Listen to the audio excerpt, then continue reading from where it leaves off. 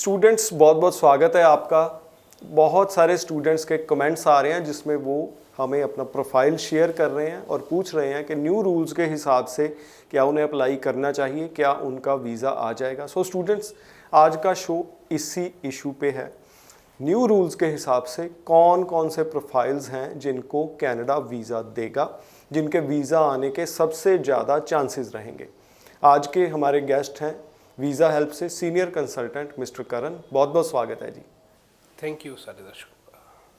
सो करण जी, अब I hope सबको clarity हो गई होगी कनाडा के नए रूल्स क्या हैं। सो अब बात करते हैं कनाडा कौन कौन से प्रोफाइल्स को जनवरी इनटेक में नए रूल्स के हिसाब से वीज़ा देगा, कौन कौन से प्रोफाइल्स हैं जिन्हें ईजिली एक पॉजिटिव वीज़ा मिलेगा। दीपक जी, पहले तो मैं बात करता हूँ प्रोफाइल्स की। अगर बच्चा +2 पास आउट वाला है, उसका 2 से ऊपर गैप नहीं है, 2 साल से ऊपर गैप नहीं है, बच्चे के ओवरऑल 6 बैंड है, चाहे वो 1 मॉड्यूल या 2 मॉड्यूल में 5.5 बैंड भी रह चुके हैं या किसी मॉड्यूल में 5 बैंड भी रह चुके हैं, तो आज उन प्रोफाइल्स को भी वीज़ा मिलेगा। प्लस बच्चे ने पीटी की हुई है, पीटी में बच्चे का अच्छा स्कोर है। अगर एसडीएस कैटेगरी में अप्लाई करना चाहता है तो 60 ओवरऑल की रिक्वायरमेंट है। अगर बच्चे के पीटी में स्कोर कम है, 56 स्कोर भी रह चुके हैं, तो उन प्रोफाइल्स को भी घबराने की ज़रूरत नहीं है। अगर वो बच्चा सोचता है कि क्या मेरे ओवरऑल 60 स्कोर नहीं है तो मैं कनाडा अप्लाई करूं या मुझे कंट्री चेंज कर लेनी चाहिए, तो ऐसा कुछ नहीं है। 60 ओवरऑल एसडीएस के लिए चाहिए। अगर 60 से कम स्कोर है तो नॉन एसडीएस भी कैटेगरी है जिसमें जनरल कैटेगरी में फाइल लगती है और उस कैटेगरी में भी वीज़ा कनाडा ने बांटने हैं। आज की न्यू अपडेशन में यही हमारे पास आया है कि अब नॉन एसडीएस वाली कैटेगरी वाले बच्चों को भी कनाडा वीज़ा देगा। तो ज़रूरी नहीं है कि 60 ओवरऑल वाले बच्चे को ही वीज़ा मिलेगा, ज़रूरी नहीं है कि 6 ओवरऑल वाले को ही बच्चा वीज़ा मिलेगा। अगर आपके 5.5 बैंड ओवरऑल भी है तब भी आप कनाडा का वीज़ा ले सकते हो। और कुछ ऐसे ऑप्शंस भी है कनाडा की गवर्नमेंट ने। अभी पंजाब में अगर हम फाइलें लगाए तो बच्चा इतनी जल्दी मानता नहीं है, बट गुजरात साइड में विदाउट आइलेट्स भी बच्चों के वीज़ास लग रहे हैं। विदाउट आइलेट्स भी बच्चे ईएसएल कोर्स के लिए कनाडा जा रहे हैं। तो होपफुली अगर हम 1-2 फाइलें अभी हमने टेस्टिंग के लिए लगाई हुई है, अगर उनके रिजल्ट्स पॉजिटिव आते हैं तो हम इस प्रोग्राम में वो प्रोफाइल्स को भी डिस्कस करेंगे और आपको ये न्यू प्रोग्राम दिखाएंगे भी कि किस तरीके से आप विदाउट आइलेट्स भी अपना कनाडा में जा सकते हो। करण जी, पीटी वाले स्टूडेंट्स खास तौर से कमेंट कर रहे हैं। पीटी वाले स्टूडेंट्स पहले 10 अगस्त के पहले की बात करता हूं तो वो फाइल लगाते थे तो उनको ऐसे लगता था उनका चांस थोड़ा सा कम है, वो थोड़े डरे रहते थे रिजल्ट को लेकर। अब पीटी वाले स्टूडेंट्स को आप क्या गाइड करेंगे और उन स्टूडेंट्स को क्या गाइड करेंगे जिन्होंने अभी टेस्ट देना है, चूज़ करना है कि पीटी का टेस्ट दें या आइल्स का? देखो, पीटी वाले स्टूडेंट्स को डरने और घबराने की ज़रूरत नहीं है। पहले एक शक था मन में कि कनाडा में पीटी एक्सेप्ट होती है या नहीं होती है, राइट। अब वो शक दूर हो चुका है कि कनाडा में पीटी एक्सेप्ट होती है। बट अब बच्चे के माइंड में ये होगा कि पीटी 60 ओवरऑल एक्सेप्ट होती है। तो पीटी 60 ओवरऑल एसडीएस कैटेगरी के लिए है। एसडीएस कैटेगरी है student direct stream, right. But अगर आपके पीटी में स्कोर कम है तब भी आप अपना कनाडा में वीज़ा अप्लाई कर सकते हो और वीज़ा ले सकते हो, क्योंकि 60 ओवरऑल वाले बच्चों के ही वीज़ा नहीं आते। 55-56 स्कोर वाले ओवरऑल के भी बच्चों के वीज़ास हमने लिए हैं। रीसेंट हमारे पास अभी वीज़ास आए हैं, 4 वीज़ास ऐसे बच्चों के आए हैं जिनके ओवरऑल 56 स्कोर थे।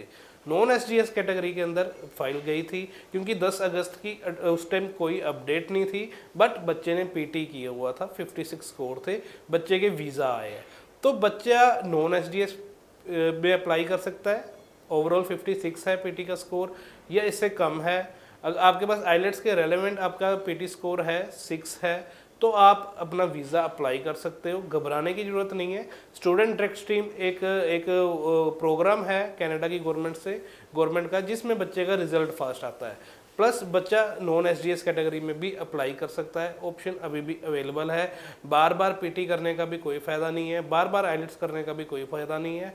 6 ओवरऑल आइलेट्स में है, 6 ईच की अब रिक्वायरमेंट नहीं है। ना ही मन में कोई शंका रखना कि हमारे को 6 ईच ही चाहिए। अब ओवरऑल 6 वालों को वीज़ा मिलेगा, 5.5 बैंड वालों को भी वीज़ा मिल सकता है। दीपक जी, जो सिनेरियो दिख रहा है कनाडा का, तो पहले भी आज से 2 साल पहले सेम बैंड स्कोर होता था। एसपीपी कैटेगरी जब चलती थी तब उसमें क्या होता था कि कोई किसी तरह की आइलेट्स की रिक्वायरमेंट नहीं थी, कॉलेज एसपीपी के अंदर आते थे, स्टूडेंट पार्टनर प्रोग्राम में, तो कॉलेज एडमिशन देता था, जो से ये पब्लिक कॉलेजेस है वही एडमिशन देते थे, 1 साल की फीस पे करता था बच्चा, अपना एक जीआईसी अकाउंट ओपन करके जीआईसी पे करता था, तो 5.5 बैंड वाले बच्चे भी उस कैटेगरी में अप्लाई करके वीज़ा लेते थे। तो वो सेम सिनेरियो अब देखने को मिल रहा है हमारे को कि कनाडा ने जब से ओवरऑल 6 स्कोर किया है, तो हमारे को पूरी उम्मीद है कि जिन बच्चों के 5.5 बैंड भी ओवरऑल है या ईच 5.5 बैंड है, उनको भी कनाडा आने वाले टाइम में वीज़ा देगा। मेरे को लगता है तकरीबन 1 महीना और वेट करके रिजल्ट पैटर्न एग्जैक्टली समझ आ जाएगा, 30 डेज और लगेंगे रिजल्ट को एनालाइज करने के लिए। पर आपको क्या लगता है कनाडा ने जो रिक्वायरमेंट्स रिलैक्स की हैं उसे देख के उसका एक मतलब जजमेंट होती है ना कि रुख क्या है, लग रहा है कि वो रिलैक्स ही रहेगा? बिल्कुल, अभी 1 से 2 से 3 साल मुझे बड़ा ही ईजिली लग रहा है कि कनाडा वेलकम कर रहा है इंटरनेशनल स्टूडेंट्स को। तो कोविड के बाद आपको भी पता ही है कि इकोनॉमी हर एक कंट्री की हिली है, तो अब कनाडा ने बाउंस बैक किया है, क्योंकि पिछले 1 साल से लेके काफ़ी बच्चा डिवाइड हो चुका है कि जो सा बच्चा कनाडा जाता है स्टडी के लिए, यूके ने वेलकम किया है 2021-22 वाले बच्चे, काफ़ी बच्चा जो सा पंजाब से है वो यूके मोल्ड हो गया है, क्योंकि बच्चों के 6 ईच स्कोर नहीं आ रहे थे, बच्चा एसडीएस कैटेगरी में अप्लाई करना चाह रहा था।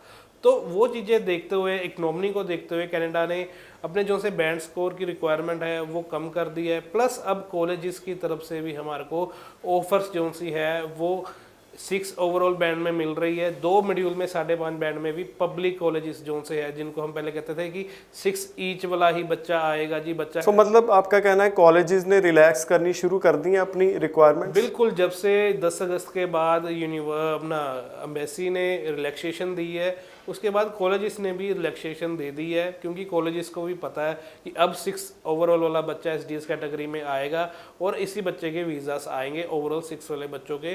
तो कॉलेजेस को भी काफ़ी जो सा इकोनॉमिकली नुकसान हुआ था, क्योंकि मोस्टली बच्चा कनाडा की जगह यूके जा रहा था, ऑस्ट्रेलिया जा रहा था, बट अब क्या है कि उनकी भी इकोनॉमी डेवलप होगी, प्लस जो सी सीट्स है उसको लेके मैं ज़रूर बताना चाहूँगा बच्चों को, अब सीट्स जो सी है 10 अगस्त के बाद वो बहुत ही जल्दी फिल हो रही है, लाइक रेवेन्यू जनरेट हो रहा है, कॉलेजेस के पास सीट्स फुल हो रही है, जहाँ पर कॉलेजेस के पास इनटेक चले जाता था, सीट्स अवेलेबल होती थी, बच्चे के स्कोर नहीं आते थे या रिक्वायरमेंट मैच नहीं करती थी, बट अब ओवरऑल 6 बैंड वाले काफ़ी बच्चे हैं जिनको रिलैक्सेशन मिली है और वो बड़े हैप्पी है, प्लस अब कॉलेजेस भी काफ़ी रिलैक्सड है कि उनको ओवरऑल 6 उन्होंने भी अपनी रिक्वायरमेंट कर दी है। और आने वाले टाइम में दीपक जी इसी शो में हम आपको दिखाएंगे कि कैसे 6 ओवरऑल वाले बच्चों के वीज़ास दिए जाते हैं कनाडा गवर्नमेंट की तरफ से। जैसे करण जी ने बोला, स्टूडेंट्स की ज़रूरत इस वक्त कनाडा को भी बहुत ज़्यादा है, उन्हें अपनी इकॉनमी को सपोर्ट करना है।